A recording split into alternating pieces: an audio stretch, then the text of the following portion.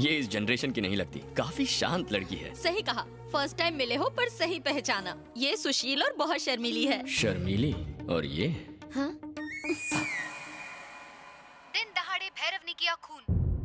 Factory से उठते जहरीले धुएं के खिलाफ रियाज भाई ने आवाज उठाई थी, पर उनकी बेरहमी से हत्या कर दी गई। जब भी इस तरह की कोई वारदात होती है तो उसके पीछे नरपत नामचीन, उसके भाई भैरव और टैक्सी सेठ का हाथ होता है, पर उनके खिलाफ कभी कोई भी सबूत नहीं होता और न ही उनके खिलाफ कोई आवाज उठाता है। पब्लिक और पुलिस जानती है ये खून किसने किया है, और मीडिया भी जानती है। और कर भी क्या सकते हैं, हमारे इंटरव्यू को न्यूज बनाकर पब्लिक में दिखाएंगे। कौन है ये नरपत, और सब लोग इससे इतना डरते क्यों हैं? हाँ, खूनी दरिंदे हैं ये लोग। इस शहर में उनके नाम का खौफ है, इसीलिए जितनी जल्दी हो सके ट्रांसफर ले लो। मेरा अब इस शहर में रहने का दिल नहीं करता। लेकिन पुलिस कुछ नहीं करती? पुलिस में किसकी हिम्मत है जो उन लोगों को पकड़ सके? वो किसी से डरते हैं क्या? उन्हें कोई डर नहीं है, क्योंकि उनके खिलाफ कोई नहीं बोलता। नामर्द बनकर बस तमाशा देखते हैं। छोड़ो ना, हम ये सब जान के क्या करेंगे? हम खुश है ना। हाँ, सही कहा तुमने। इन सब बातों से हमें क्या लेना देना, ये हमारे अपने थोड़ी हैं। हम तो खुश है ना, दूसरे मरते रहे, मरने दो, है ना? जीजू, ना ये हमारा स्टेट है ना शहर, हमें क्या? मदर टेरेसा भी कलकत्ता की नहीं थी। वो तो दूसरे मुल्क से यहाँ प्यार बांटने आई थी। न जाने कितनों को उनसे प्रेरणा मिली, और आज ये खूनी उसी शहर में बेखौफ घूम रहे हैं। किसी को तो उन्हें उनके किए की सजा देनी पड़ेगी। अरे खाना तो खाइए। अरे सुनिए भैया। Close the file immediately. Sir, गवाह तो नरपत भाई और भैरव का नाम ले रहे हैं। नाम लेने में क्या है, वो तो तुम्हारा या मेरा भी ले सकते हैं। FIR में नाम बदल दो। नमस्ते नरपत भाई, कैसे हो भाई? आओ मंगल आओ। आपका हाथ सर पे रख के आशीर्वाद दे दीजिए भाई। प्रणाम। अरे तुम मेरे पार्टनर हो, वहाँ नहीं यहाँ बैठो। नहीं भाई, आपके कदमों में बैठते ही मेरा कॉन्फिडेंस बढ़ जाता है। मस्का लगा रहा है साला।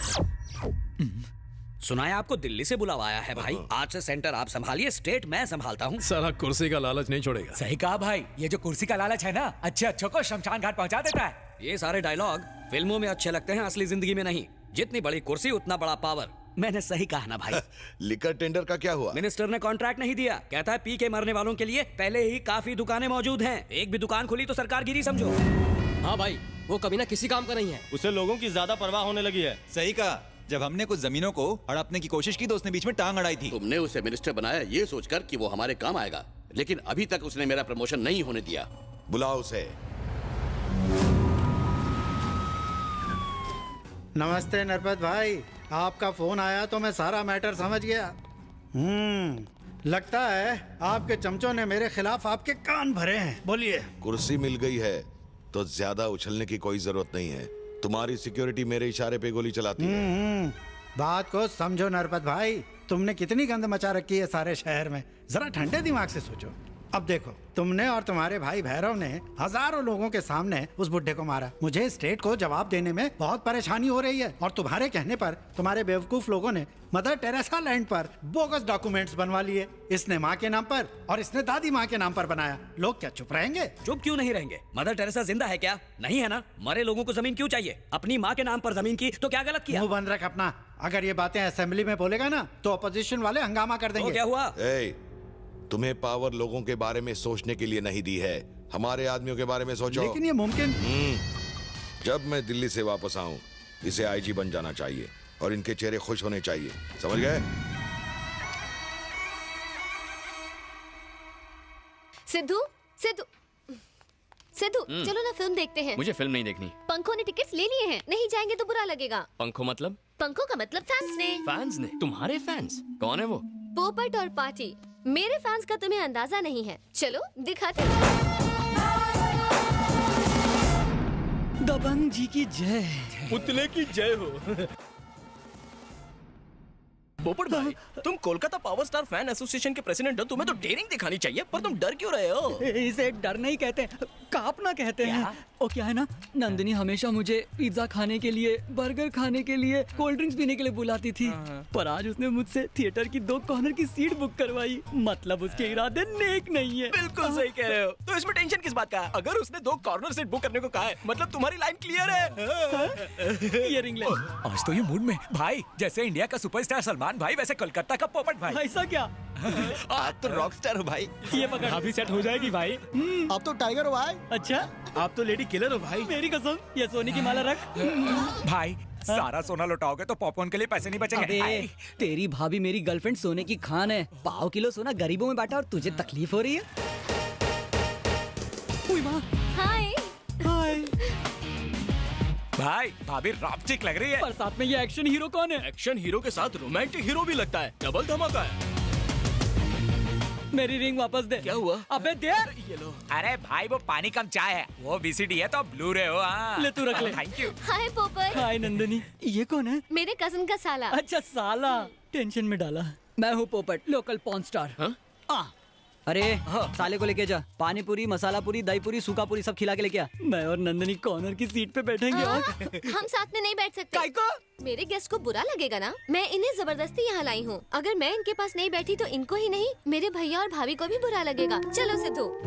भाई के साले के साथ कॉर्नर सीट पर क्यों बैठेगी? इंतजार करो, इसका जवाब तो पिक्चर में ही मिलेगा। मतलब? वो बॉयफ्रेंड भी हो सकता है। क्या? क्या हो? घोड़ी तुम्हारी और घुड़सवारी वो करेगा। मैं उसे घोड़ी चढ़ने नहीं दूंगा। आओ चलो।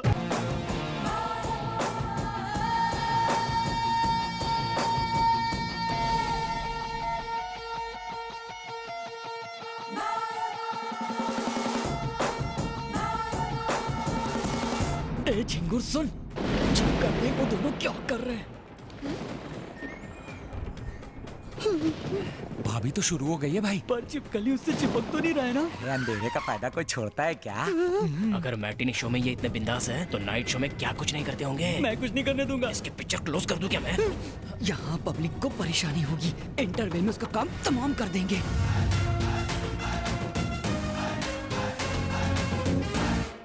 ए सुनो, मेरा माल गंदा हो ये मैं बर्दाश्त नहीं कर सकता, इसलिए बंदी के लिए फिनाइल और बंदे के लिए चाकू लाया हूँ। जैसे ये चाकू मैं इसके अंदर डालूंगा, तुम लोग मेरा फोटो खींच लेना। वो किस लिए भाई? फेसबुक के लिए रे। एक पॉपकॉर्न, एक cold drink, medium French fries. वो छिपकली का है? वो क्या सामने खड़ा है, मुफ्त में हमारी टिकट पर पिक्चर देख रहा है और भाभी के पैसों से फोकट में पॉपकॉर्न और समोसे खाएगा। ना ये चाकू मारकर वो पॉपकॉर्न निकाल लूंगा। देख रहे हो क्या? मजाक कर रहा था बे। थिएटर में कह रहे थे कि पब्लिक को परेशानी होगी, यहाँ कह रहे हो कि मजाक कर रहा था। तू चुप रह, नहीं तो तेरे को ही घोप दूंगा। प्लानिंग कर रहा हूँ बे, प्लानिंग से मारेंगे। सॉरी सॉरी, मैंने देखा नहीं। तेरे सॉरी से ये सूखेगा क्या? प्यार से एक जप्पी दे दे, सूख जाएगा। अरे भाई, गलती से हो गया होगा, जाने दो ना। मुझे टच करता है, विज्जू भाई को टच करता है। ऐसे क्या देख रहा है साले? मारेगा मुझे, मारेगा।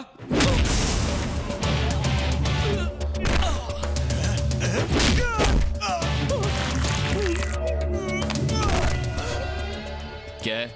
मैं तो बॉडी लेने आया भाई। लेके निकल। जी भाई। चलो।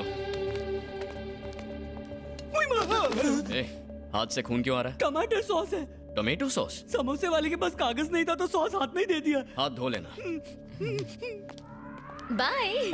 Good bye. चालू है, चालू है, चालू। भाई ऐसे नीट पीते रहे तो लीवर खराब हो जाएगा। अगर खराब हो जाएगा तो पैसे उधार लेकर अपोलो हॉस्पिटल जाकर नया डलवा लूंगा।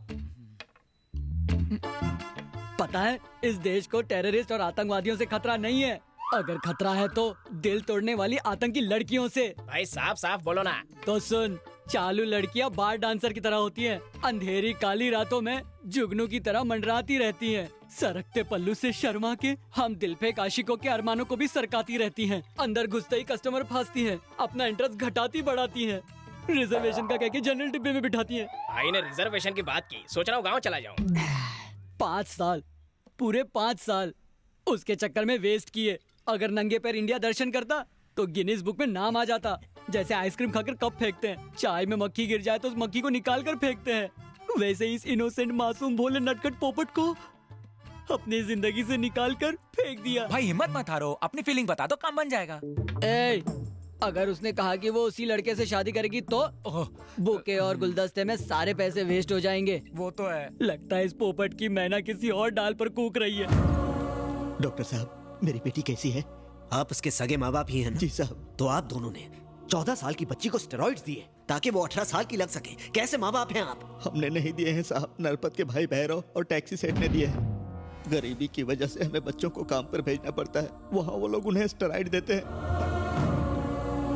तो आप दोनों ने उनकी कंप्लेंट पुलिस में क्यों नहीं की? उनके खिलाफ जाने की किसी की हिम्मत नहीं है। किसी में हो ना हो, मुझ में है। What? जी, मरने से पहले लड़की ने भैरव का नाम लिया था। ये रहे उसके ब्लड सैंपल्स और डीएनए रिपोर्ट्स। पहला ऐसा मर्द देखा जिसमें इतनी हिम्मत है। उसे अरेस्ट करने के लिए इतने सबूत काफी हैं। हाँ सिद्धू। क्या जीजू, एनिवर्सरी पे भी लेट? लंच के लिए घर आने वाले थे ना, कहाँ है? मैं पुरानी बिनी मिल्स जा रहा हूँ। बिनी मिल्स? वहाँ क्या काम है आपको? बहुत ही जरूरी काम से जा रहा हूँ। सीमा से कहना खाना खा ले, मैं बाद में आऊंगा। ठीक है, जल्दी आइए। यहाँ क्यों आया है? भैरव कहाँ है? पुलिस वाले और कुत्ते यहाँ अलाउड नहीं है।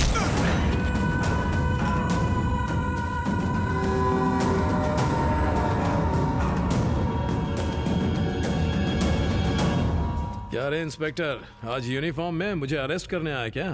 ठीक कहा तूने। पहली बार तेरे खिलाफ कोई सबूत लेकर आया है, लेकिन इसे ये नहीं मालूम है कि मैं आप ही का आदमी। अच्छा हुआ ये कहीं और नहीं गया। क्यों रे डॉक्टर, जो बीमारी फैल रही है उसके बारे में सोच। इस देश के लिए अफसोस क्यों कर रहा तू?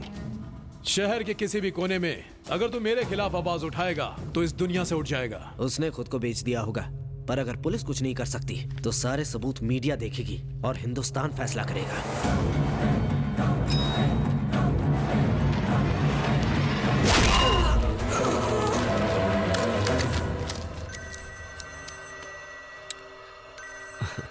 हाँ जीजू।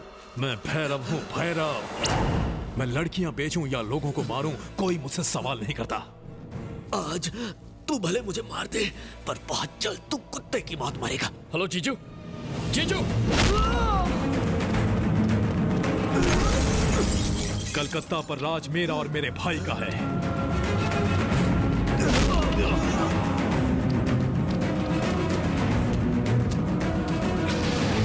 जीजू।